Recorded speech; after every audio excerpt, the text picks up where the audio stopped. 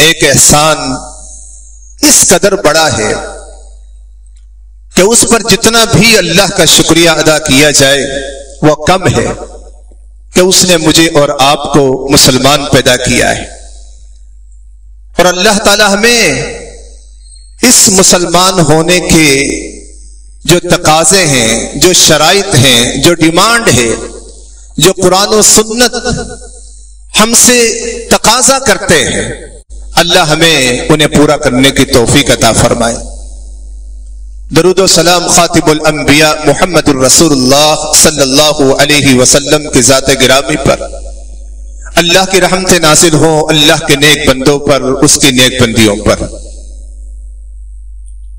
میں چاہوں گا کہ اللہ کی توفیق سے اور استاد محترم کے حکم پر پیدر پہ یہ دوسرا جمعہ پڑھانے کا موقع ملا ہے، کیونکہ شیخ محترم، استاد محترم ہماری جماعت کے ایک بہت بڑے عالم دین،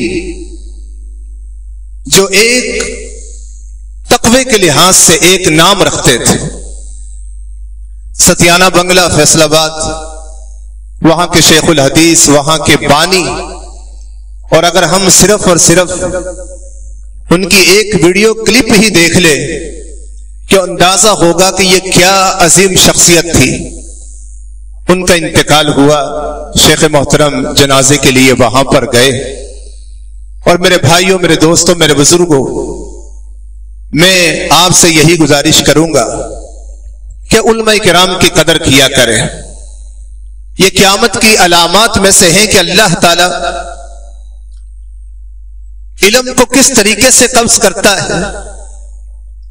فرمایا سینوں سے کھینچ کر نہیں کہ کسی کے سینے کے اندر محفوظ ہے، جس طریقے سے کسی غلے کے اندر لوکر میں پیسہ پڑا ہوا ہے تو وہاں سے ایک دم سارے نکال لیے، اس طریقے سے نہیں. ان اللہ لا يقبض العلم، اللہ تعالی فرمایا کہ علم کو قبض کرے گا بقبض العلماء، انتزاعا نہیں کہ کھینچ کر علم کو قبض کر لے گا، ولیکن يقبض العلماء، يقبض العلم بقبض العلماء، علماء کی روح کو قبض کر لے گا. بڑے بڑے علم کے پہاڑ جب دنیا سے چلے جائیں گے، جیسے کہ اس حدیث سے پتہ چل رہا ہے، تو پھر جہلا مسلط ہوتے ہیں جو خود بھی گمراہ ہوتے ہیں اور دوسروں کو بھی گمراہ کرتے ہیں. تو اس لحاظ سے اس دھرتی پر، اس کرۂ عرش پر یہ علم کو پڑھانے والے بظاہر بڑے سادہ طبیعت نظر آئیں گے، لیکن حقیقت میں یہ انبیاء کے وارث ہے، ان کے دین کے وارث ہے. اور ہمیں ان کی وہ قدر کرنی چاہیے جو یہ اللہ کے دین کی قدر کر رہے ہیں، جن کی وجہ سے آج دین نسلوں تک پہنچ رہا ہے. تو بات شروع کرنے سے پہلے یہ میرے سامنے عظیم شخصیت کا ذکر آ گیا کہ جس وقت میں فیصل آباد پڑھتا تھا، اندازہ کریں کتنے بڑے بڑے علماء کرام، 1987 کی بات ہے. تو یہ علماء کرام کی موجودگی میں مولانا عتیق اللہ سلفی رحمہ اللہ ان کی قبر پر کروڑوں رحمت نازل فرمائے. یہ 4 دن پہلے انتقال ہوا ہے. یہ علماء کے محفل میں آ کے علماء کو، طلباء کو درس دیا کرتے تھے. پوری زندگی یہ فیصل آباد کا ایک بڑا ہی مشہور گاؤں ہے جسے 36 چک کے نام سے یاد کیا جاتا ہے. اگر فیصل آباد کی تاریخ میں آج بھی دیکھا جائے تو اس گاؤں میں سب سے زیادہ علماء کرام موجود ہیں، جہاں کے ایک عظیم عالم دین پوری زندگی ابی بکر کے اندر وقف کر دی، جو عبداللہ چھتوی کے نام سے مشہور. اپنا کھانا اپنے ساتھ لے کر آتے، ایسا محسوس ہوتا جیسے ایک طالب علم ہے. اتنی سادہ زندگی یقین جاری ہے. اور یہ باتیں یاد آتی ہے کہ علی رضی اللہ تعالی عنہ عید کے موقع پر کھانا کھا رہے ہیں، بڑا ہی سادہ کھانا، مختصر کرتے ہوئے ایک شخص نے دیکھ لیا کہ امیر المؤمنین یہ عید کا موقع ہے اور آپ اتنا سادہ کھانا کھا رہے ہیں، تو کیا الفاظ کہیں؟ لیس العید لمن لبس الجدید، عید اس کی نہیں ہے جتنے خوبصورت کپڑے پہن لیے، ولکن العید لمن خاف الوعید، عید تو اس کی ہے جو اپنے رب کے عذاب سے ڈر گیا۔ ارے عید تو اس کی ہے جس کے قیام کو اللہ نے قبول کیا، جس کے روزوں کو اللہ نے قبول کر لیا۔ ارے عید تو اس کی ہے جس کی توبہ کو قبول کرتے ہوئے اللہ نے اس کے گناہوں کو معاف کر دیا۔ تو حقیقی علماء وہی ہے جنہوں نے پوری زندگی دین کے لیے وقف کر دی۔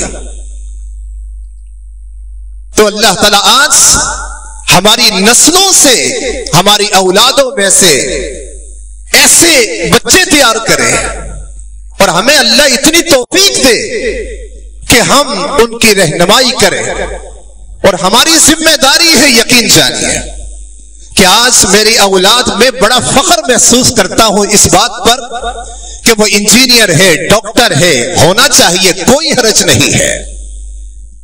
اور یہ میں نفی نہیں کر رہا کسی ڈاکٹر کی، کسی انجینئر کی، کسی پروفیسر کی۔ اگر آپ چلے جائیں سعودیہ میں، ائمہ حرم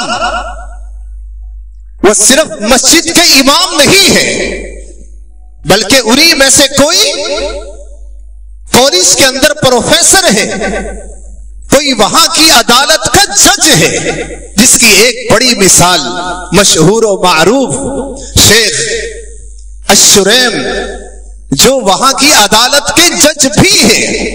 تو مقصد یہ ہے کہ یہ لازم نہیں ہے کہ پروفیسر بن گیا تو وہ حافظ نہیں بن سکتا، جو حافظ ہے وہ ڈاکٹر نہیں بن سکتا۔ اس کی بڑی مثالیں میں آپ کو دے سکتا ہوں۔ ہماری مسجد میں نماز پڑھانے والے، تراویحوں کی امامت کرنے والے زندگی گزار دی، ممکن ہے کہ 35 سال ہو چکے ہوں، ڈاکٹر عبد الرحمان، اللہ تعالیٰ انہیں ایمان کے ساتھ لمبی زندگی عطا فرمائے، حافظ ہیں، بہترین قسم کے ڈاکٹر ہیں۔ تو میں آپ کو یہ پیغام دینا چاہتا ہوں، یہ کس نے آپ کو کہہ دیا ہے کہ جو مدرسے میں چلا گیا وہ کہیں اور کسی فیلڈ میں جا نہیں سکتا؟ ارے دوسری فیلڈ میں آپ جیسے لوگوں کی ضرورت ہے، حافظ بھی بنائے، عالم بھی بنائے، انجینئر بھی بنائے، ڈاکٹر بھی بنائے، تاکہ ہر فیلڈ کے اندر ہم کام کر سکیں، تاکہ ایک جو وقتی طور پر آپ کو محتاج کی نظر آتی ہے وہ بھی ختم ہوتی ہوئی نظر آئے۔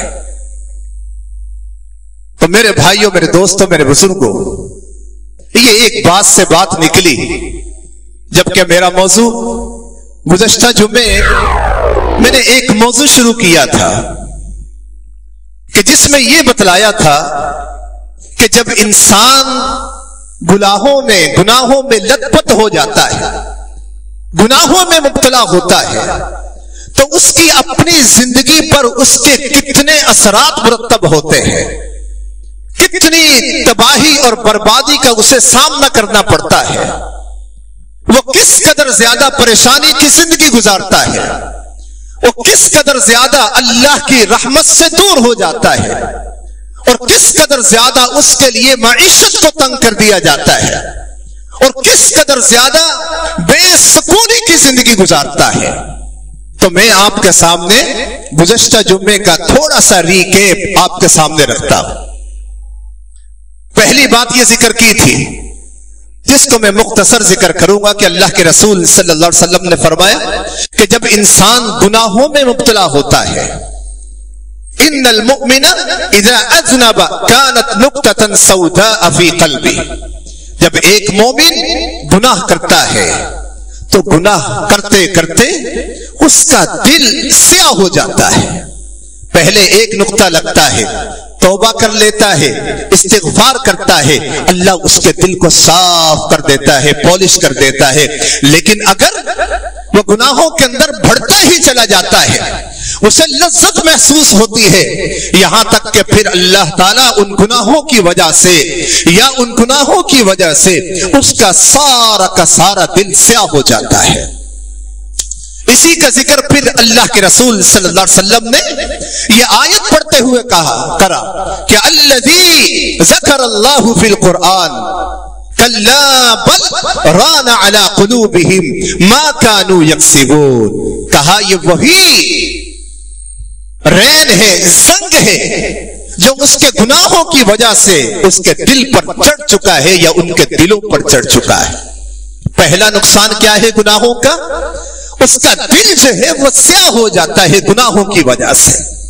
اب یہ دل اگر صاف ہوگا، پاک ہوگا، کلیئر ہوگا تو یہاں رنگ کی دکانیں ہیں، یہ مارکیٹ ہے، کوئی رنگ کے ذریعے، ریگ مال کے ذریعے سے نہیں، بلکہ اگر یہ صاف ہوگا تو صرف اور صرف اللہ کی عبادت سے، توبہ سے، استغفار سے، اپنے گناہوں کی معافی مانگنے کی وجہ سے۔ پہلا نقصان۔ دوسرا نقصان میں نے آپ کے سامنے ذکر کیا تھا، ایسا شخص جو اللہ کا نافرمان ہے، اللہ کے ہاں یہ قدر کھو بیٹھتا ہے، کتنی دولت ہو، کتنا مال ہو، کتنی پرسنالٹی کا مالک ہو، کتنی شخصیت کا مالک ہو، اللہ کے ہاں اس کی کوئی قدر نہیں رہتی ہے، بلکہ اللہ کی ناراضگی کا یہ سبب بن جاتا ہے، اللہ کے عذاب کا مستحق بن جاتا ہے۔ کس طریقے سے؟ فرمایا وَمَن يُهِنِ اللَّهُ فَمَا لَهُ مِن مُكْرِمٍ۔ یہ میں آپ کے سامنے قرآن پاک کی آیات رکھ رہا ہوں۔ فرمایا جسے اللہ ذلیل کر دے، فَمَا لَهُ مِن مُكْرِمٍ، اسے پھر کوئی بھی عزت دینے والا نہیں ہے۔ اللہ کے ہاں عزت کھو دی، پھر لوگوں کے ہاں بھی اس کی وقتی عزت ہے، اس کے عہدے کی وجہ سے، اس کی شخصیت کی وجہ سے، جیسے ہی وہاں سے گزر جاتا ہے پیچھے سے غیبت ہوتی ہے، چغلخوری ہوتی ہے، کوئی دل سے عزت نہیں ہے۔ لیکن جب کوئی شخص اللہ کے دین کو اپناتا ہے، احکامات کو اپناتا ہے، نمازوں کی پابندی کرتا ہے، بیواؤں، یتیموں، مسکینوں، محتاجوں، حقوق العباد کی پابندی کرتا ہے، اللہ لوگوں کے دلوں میں اس کی محبت ڈال دیتا ہے۔ اس لیے اللہ کے رسول صلی اللہ علیہ وسلم نے فرمایا ایاک والمعصیہ فإن بالمعصیۃ حل سخط اللہ۔ فرمایا اللہ کی نافرمانی سے بچو، نافرمانی سے بچو، گناہوں سے بچو۔ کیوں؟ فإن بالمعصیۃ حل سخط اللہ۔ اس کا سب سے بڑا نقصان یہ ہے کہ تم یہاں گناہ کرتے ہو جس کی وجہ سے اللہ کی ناراضگی کے دروازے کھل جاتے ہیں۔ حل سخط اللہ، وہ اللہ کے ہاں ذلیل ہو جاتا ہے، رسوا ہو جاتا ہے، اللہ کے عذاب کا مستحق بنتا ہے۔ دو نقصان۔ تیسرا نقصان فرمایا کہ جب اللہ کی عبادت سے غافل، کیونکہ دنیا میں عبادت کس کی؟ جس نے جنت دینی ہے۔ دنیا میں عبادت کس کی؟ جس نے جنت کی نعمتیں دینی ہے۔ دنیا میں مانگنا کس سے؟ ہاتھ کس کے سامنے پھیلانے، سجدہ کس کے سامنے کرنا، رکوع کس کے سامنے کرنا، فریادیں کس کے سامنے کرنی؟ اس کے سامنے جس نے کل قیامت کے دن اپنا سایہ عطا کرنا ہے، جس نے جنت کی نہریں اور جنت کی نعمتیں اپنے بندوں کو عطا کر دی ہے۔ لیکن اگر اللہ کی عبادت سے غافل ہے تو پھر اللہ اسے سزا کیا دیتا ہے؟ سورہ زخرف کو پڑھ کے دیکھیے، فرمایا وَمَن يَعْشُ عَن ذِكْرِ الرَّحْمَنِ نُقَيِّضْ لَهُ شَيْطَانًا۔ اگر میں آپ کو پیغام دوں، ممکن ہے کہ میرا پیغام یقین جانیے، اگر ہم ایک ایک آیت پڑھ کر اپنی اولاد کو، اپنی بیوی کو، اپنے گھر والوں کو بتلائیں، ممکن ہے کہ دل کے دریچے کھل جائیں، آنکھیں کھل جائیں، حق بات کو قبول کر لے کہ یہ ہمارے والد صاحب ہمیں کوئی ناول، رضیہ بھٹ کا ناول نہیں سنا رہے، بلکہ یہ ہمیں قرآن پاک کی آیت سنا رہے ہیں۔ اور قرآن کی یہ تاثیر ہے، انما المؤمنون الذین اذا ذکر اللہ وجلت قلوبہم واذا تلیت علیہم زادتہم ایمانا. پڑھا جائے، قرآن کی تلاوت کی جائے، ایمان بھی بڑھتا ہے، اور اس کے ساتھ ساتھ اللہ کے ذکر سے ان کے دل بھی ڈر جاتے ہیں. فرمایا ومن یعش عن ذکر الرحمن نقیض له شیطان. اللہ کی عبادت نہیں کی، اللہ فرماتا ہے کہ جو شخص رحمان کی عبادت سے روگردانی کرتا ہے، وَمَن يَعْشُ عَن ذِكْرِ الرَّحْمَنِ نُقَيِّضْ لَهُ شَيْطَانًا، ہم اس کے اوپر ایک شیطان کو مسلط کر دیتے ہیں. میرے بھائیوں، یہ قرآن ہے. قرآن مسلمان جو فخر محسوس کرتے ہیں اور لوگوں کے سامنے کہتے ہیں کہ ہم مسلمان ہیں، یقین جانیے ممکن ہے کہ ہم اپنا تعارف کسی کافر کو کروا نہ سکیں، اس لیے کہ آج ہندو ہم سے زیادہ اس کتاب کو سمجھ رہا ہے. الا ماشاء اللہ.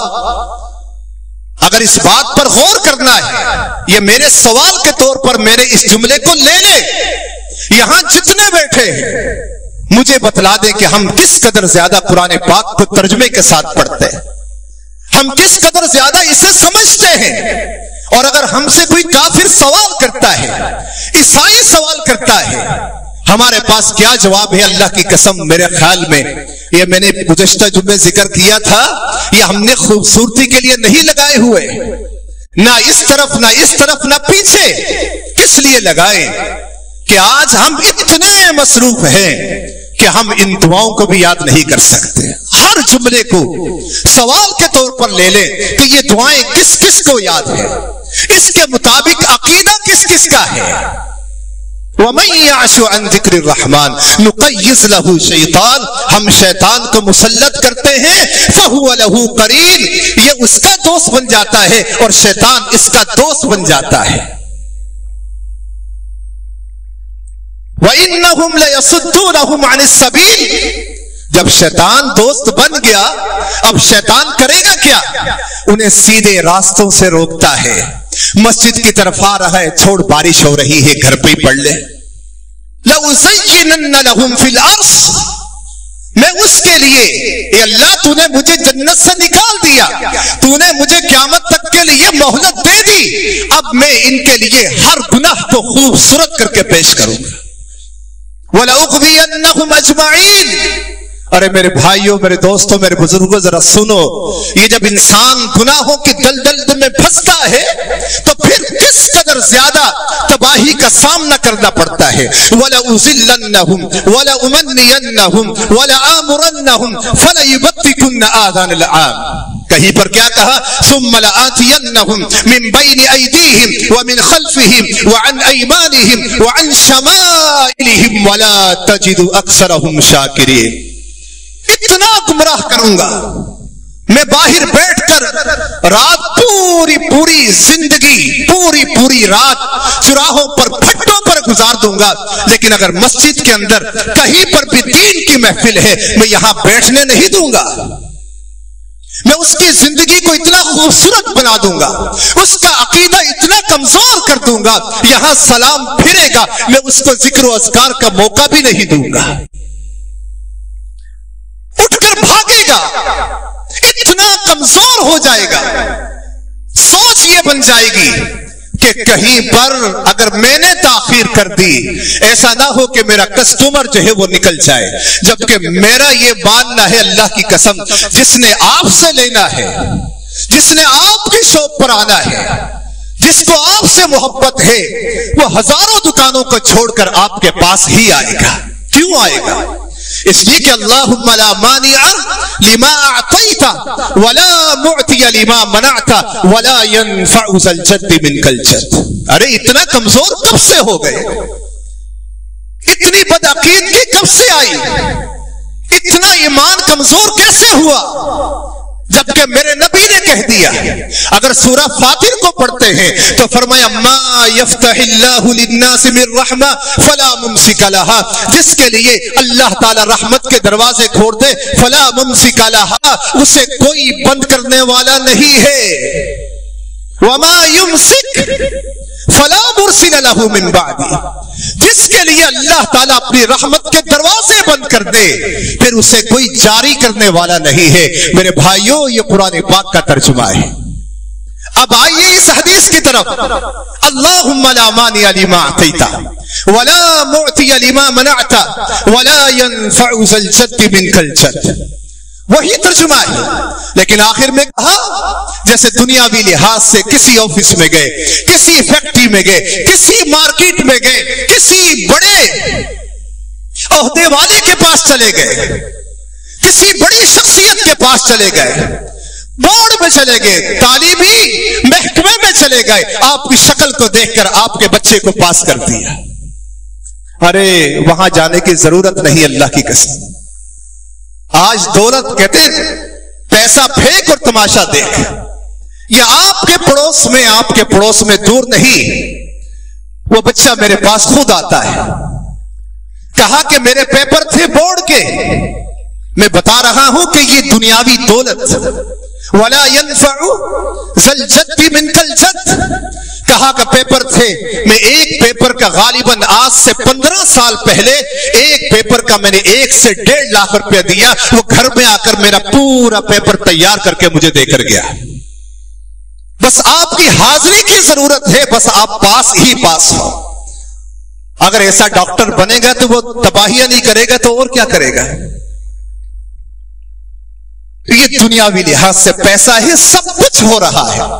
لیکن فرمایا ولا ينفع ذا الجد منك الجد. اللہ اکبر. کسی دولت مند کو, کسی پرسنالٹی والے کو, کسی شخصیت کو جب تیرا عذاب اس پر غالب آئے گا تو تیرے عذاب سے اس کی پرسنالٹی اس کو بچا نہیں سکتی. وَإِنَّهُمْ لَيَصُدُّونَهُمْ عَنِ السَّبِيلِ. اللہ سزا کے طور پر شیطان کو اس کا دوست بناتا ہے. وَهُمْ يَحْسَبُونَ. پھر وہ اسے ایسا گمراہ کرتا ہے, ہر راستے سے آتا ہے, ہر راستے پر خوبصورتی ہی خوبصورت نظر آتا ہے. گھر میں ایسی چل رہا ہے, مسجد میں جاؤ گے ارے پسینے نکلیں گے, پتہ نہیں کیسے کیسے لوگ کھڑے ہیں. نماز ہی پڑھنی ہے نا, بس اللہ کے لیے پڑھنی ہے نا. دلوں کو صاف رکھنا چاہیے, کوئی مسئلہ نہیں ہے. گھر میں پڑھ لو. وہ ایک دن پڑھتا ہے, دوسرے دن پڑھتا ہے, پھر گھر کے اندر خود ہی امام بھی بنتا ہے, بیوی کو بھی کھڑا کرتا ہے, بچوں کو بھی کھڑا کرتا ہے. بس یہ سبق آ چکا ہے. وَهُمْ يَحْسَبُونَ اور وَهُمْ يَحْسَدُونَ أَنَّهُمْ مُهْتَدُونَ. پھر اس کی سوچ یہ بن جاتی ہے, کیا سوچ, کہ ہم اچھا ہی کر رہے ہیں. یہ کس نے سوچ بنائی؟ یہ شیطان نے اس کی سوچ بنا دی. لیکن کہا حتی اذا جاءنا, سورہ زخرف پڑھیے اسے, حتی اذا جاءنا قال یا لیت بینی وبینک بعد المشرقین. اللہ اکبر. جب ہمارے پاس آئے گا, کہے گا اس موقع پر کاش کہ میرے درمیان تیرے درمیان اتنی دوری ہوتی جتنی مشرق اور مغرب کے درمیان میں دوری ہے. فبئس القرین. تیرے سے برا تو کوئی دوست ہی نہیں ہے. ارے اس وقت کیا پچھتانا. لقد اضلنی عن الذکر بعد اذ جاءنی وکان الشیطان للانسان خذولا ویوم یعض الظالم علی یدیہ. ظالم کل قیامت کے دن اپنے ہاتھوں پر کاٹے گا. وَيَوْمَ يَعَضُّ الظَّالِمُ عَلَى يَدَيْهِ. کیا کہے گا, کاش میں فلاں کو اپنا دوست نہ بناتا, اس نے تو مجھے آیات آنے کے بعد, احکامات آنے کے بعد گمراہ کر کے رکھ دیا. یقول یا لیتنی اتخذت مع الرسول سبیلا. کاش کہ میں رسول کے راستے کو اپناتا, اس کو اپنا دوست بنا لیتا, اسی راستے پر چلتا. حتی اذا جاءنا قال یا لیت بینی وبینک بعد المشرقین فبئس القرین. اللہ اکبر. دلوں کا سیاہ ہونا, اللہ کے ہاں اس کی حیثیت کا گر جانا, شیطان کو اللہ سزا کے طور پر مسلط کرتا ہے. چوتھا نقصان, وَلَا تَكُونُوا كَالَّتِي نَقَضَتْ وَلَا تَكُونُوا كَالَّذِينَ نَسُوا اللَّهَ فَأَنْسَاهُمْ أَنفُسَهُمْ. جب کوئی اللہ کو بھولتا ہے، نافرمانیوں میں مبتلا ہوتا ہے، تو پھر اللہ تعالیٰ نے فرمایا کہ اللہ تعالیٰ اس کو اس کے نفس سے ہی بھلا دیتا ہے۔ فرمایا وَلَا تَكُونُوا كَالَّذِينَ نَسُوا اللَّهَ، ان لوگوں کی طرح مت ہو جانا، نسوا اللہ، جو اللہ کو بھول گئے، اللہ کے احکامات کو بھول گئے، اللہ کے نبی کے دین کو بھول گئے، جن کے دلوں سے آخرت کی فکر نکل گئی، جن کے دلوں سے جہنم کا خوف نکل گیا، جن کے دلوں سے حشر کی ہولناکیاں نکل گئی۔ وَلَا تَكُونُوا كَالَّذِينَ نَسُوا اللَّهَ، ہوگا کیا؟ فَأَنسَاهُمْ أَنفُسَهُمْ، اگر ایسا کرو گے تو پھر اللہ تعالیٰ انہیں ان کے نفسوں ہی سے بھلا کے رکھ دے گا، نفسوں سے غافل کر دے گا۔ کیا مانا نفسوں سے غافل کرنا؟ سورہ حشر آخری رکوع، اس کو پڑھیے، یہ قرآن پاک کی آیات میں آپ کے سامنے پڑھ رہا ہوں۔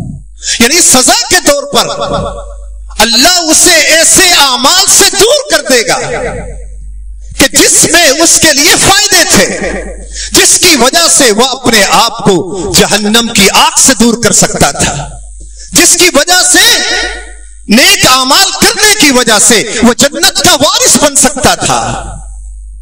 لیکن جب اس نے اللہ کو بھلایا، اللہ کے ذکر کو بھلایا، اللہ کے احکامات کو بھلایا، اللہ کے دین کو کوئی حیثیت نہیں دی، حدود اللہ کو پامال کر دیا، تو پھر اس کا نقصان یہ ہے اللہ اسے اس کے اپنے ہی اعمال سے غافل کر کے نیکی کے راستوں سے دور، پھر نتیجہ کیا نکلتا ہے؟ حالانکہ یہ سزا ہے، یعنی ایسے اعمال سے روکا جو اسے فائدہ دے سکتے تھے، اب ایسا اللہ نے اسے دور کیا، اس کے نفس سے غافل کیا، نتیجہ کیا نکلا؟ خدا فراموشی کرنے والا خود اپنے آپ سے فراموشی کرنے لگ گیا، جو رب کو بھولا وہ اپنے آپ کو بھول گیا۔ اس کا نتیجہ کیا نکلا؟ اس کی عقل نے کام کرنا چھوڑ دیا، اس کا ساتھ نہیں دے رہی ہے۔ پھر نتیجہ کیا نکلتا ہے؟ جب عقل نہیں ہے سارے ہی پرزے فیل ہو جاتے ہیں۔ پھر نتیجہ، پھر آنکھوں سے حق نظر نہیں آتا، اللہ اکبر، پھر کانوں سے بہرا اللہ کر دیتا ہے، پھر حق بات کو سننے سے کان قاصر ہو جاتے ہیں، پھر حق بات کہنے سے بھی اس کی زبان گونگی ہو جاتی ہے۔ پھر اللہ نے کیا کہا؟ فَإِنَّهَا لَا تَعْمَى الْأَبْصَارُ وَلَكِنْ تَعْمَى الْقُلُوبُ الَّتِي فِي الصُّدُورِ، کہا ان کی آنکھیں اندھی نہیں ہیں، ان کے دل اندھے ہو چکے ہیں۔ لا تعمى الابصار ولكن تعمى القلوب، معنی یہ ہے کہ اگر آنکھیں اندھی بھی ہو جائیں، نظر نہ آ جائے، دل کی آنکھیں جاگتی رہنی چاہیے، دل مردہ نہیں ہونا چاہیے۔ فإنها لا تعمى الابصار ولكن تعمى القلوب التي في الصدور۔ ورنہ ایک بہت بڑے محدث گزرے ہیں ابن باز، جن کو آنکھوں سے نظر نہیں آتا تھا لیکن دنیا کے اندر نام ہے، ان کا حکم احادیث پر لگتا ہے کہ ابن باز نے اسے صحیح کہا ہے، لوگ بغیر کسی تردد کے اس حدیث کو اپنا لیتے ہیں۔ آنکھوں کا اندھا ہونا کوئی معنی نہیں رکھتا ہے، اصل چیز یہ ہے کہ دل اندھا نہ ہو۔ آج یقین جانیے ہمارے دل جو ہے وہ اندھے ہو چکے ہیں، جس کی وجہ سے پھر حق نظر نہیں آ رہا، کان حق بات کو سنتے نہیں ہے، پھر ایسے اعمال ہوتے ہیں جو بربادی ہی بربادی ہے۔ کتنی بڑی بربادی ہے! اللہ تعالیٰ نے آگے ذکر کیا ہے، لا يستوي اصحاب النار واصحاب الجنہ، کہ جنت والے جہنم والے برابر نہیں ہو سکتے۔ پھر یہ کل قیامت کے دن یہی وہ شخص ہے، اللہ اکبر، کہ یہ سوچ رہا ہوگا کہ دنیا میں جیسے کام چل رہا تھا آخرت میں بھی چل جائے گا، نہیں، یہ دنیا کے معاملات ہے۔ اب آخرت میں سزا کیا ہے کہ یہ جو دنیا کی خاطر اللہ کی عبادت کو چھوڑ چکا، گرم یا ٹھنڈے بستروں کو اس کو نہیں چھوڑا، مساجد میں آنا چھوڑ گیا، نمازوں سے غافل ہے، ہر نماز اپنے وقت میں پڑھ رہا ہے، یقین جانیے، یہ نہ سوچے کہ یہ میری کامیابی ہے، نہیں نہیں، اللہ نے واضح کر دیا ہے کہ جس طریقے سے جنت والا جہنم والا برابر نہیں، فرمایا اہل ایمان، اہل تقوی یہ اور مشرک اور نافرمان برابر نہیں ہو سکتے ہیں۔ اہل تقوی کے لیے اللہ تعالیٰ نے جنت کا وعدہ کیا ہے، جنت کی نعمتیں ملیں گی، کیوں نہ ملے؟ وجہ کیا ہے؟ دنیا میں زندگی گزاری ہے جیسے کوئی امتحان کی تیاری کرنے والا زندگی گزارتا ہے، سوچ یہی ہے کہ یہ دار العمل ہے، وہ دار الجزا ہے، وہاں مجھے اس کا انعام ملے گا جنت کی صورت میں، اور اس نے اس کے مطابق زندگی گزار دی۔ ایک وہ شخص ہے کہ جو آخرت سے غافل رہا، بس دنیا میں لت پت ہو گیا، دنیا کے اندر اتنا مشغول ہے کہ اللہ کی عبادت سے غافل ہے۔ فرمایا کیسے برابر ہو سکتے ہیں؟ یہ اپنے انجام کو پہنچے گا، اللہ ایک کو جنت دے گا، جیسے دنیا میں کامیاب ہونے والا اللہ اس کو دنیا میں بھی انعام ملتا ہے، لیکن اگر صحیح معنی میں آخرت کی تیاری کی ہے اللہ جنت کی صورت میں، فرمایا اولئک هم الفائزون۔ پھر میں اللہ سے دعا کرتا ہوں اللہم اجعلنا من الفائزین، کہ اللہ ہمیں فائزین میں سے بنا دے، کامیاب ہونے والوں میں سے بنا دے۔